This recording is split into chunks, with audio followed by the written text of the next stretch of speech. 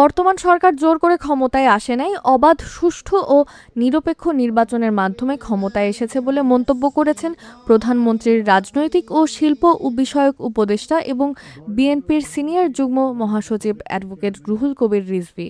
মঙ্গলবার ৭ জুলাই দুপুরে সাভারের বাংলাদেশ প্রাণী সম্পদ গবেষণা institute BLRIA agricultural association of Bangladesh অ্যাবের উদ্যোগে প্রধানমন্ত্রী তারেক রহমানের নির্দেশে ৫ বছরে ২৫ কোটি বৃক্ষরোপণ কর্মসূচির অংশ হিসেবে পরিবেশ রক্ষা ও জলবায়ু সহনশীলতা জোরদারে বৃক্ষরোপণ কর্মসূচি উদ্বোধন ও গাছের চারা বিতরণ শেষে তিনি এ মন্তব্য করেন। এ সময় তিনি আরও বলেন, বর্তমান সরকার জনগণের কল্যাণে কাজ করছে, কেউ অপরাধ করলে পার পাবে না বলেও মন্তব্য করেন তিনি।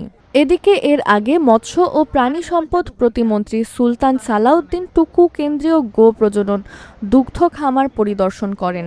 এ সময় অন্যান্যদের মধ্যে উপস্থিত ছিলেন মৎস্য ও প্রাণী সম্পদ প্রতিমন্ত্রী সুলতান সালাউদ্দিন টুকু, ঢাকা ১৯ আসনের সংসদ সদস্য ডাক্তার দেওয়ান মোহাম্মদ সালাউদ্দিন বাবু, কৃষক দল কেন্দ্রীয় কমিটির সভাপতি কৃষিবিদ হাসান জাফর তুহিন, সাধারণ সম্পাদক শহীদুল ইসলাম বাবুল, অ্যাবের সভাপতি কৃষিবিদ ডক্টর কামরুজ্জামান কায়সার, সদস্য সচিব কৃষিবিদ শাহাদাত হোসেন বিপ্লব।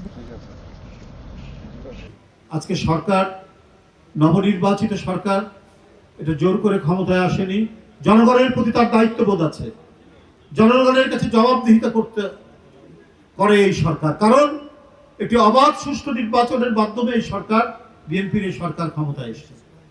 আপনারা দেখেছেন যে স্কুলের ছাত্রদেরকে স্কুল ব্যাগ দেওয়া হবে, জুতা দেওয়া হবে, এবং সেই ব্যাগটি হবে পাটের।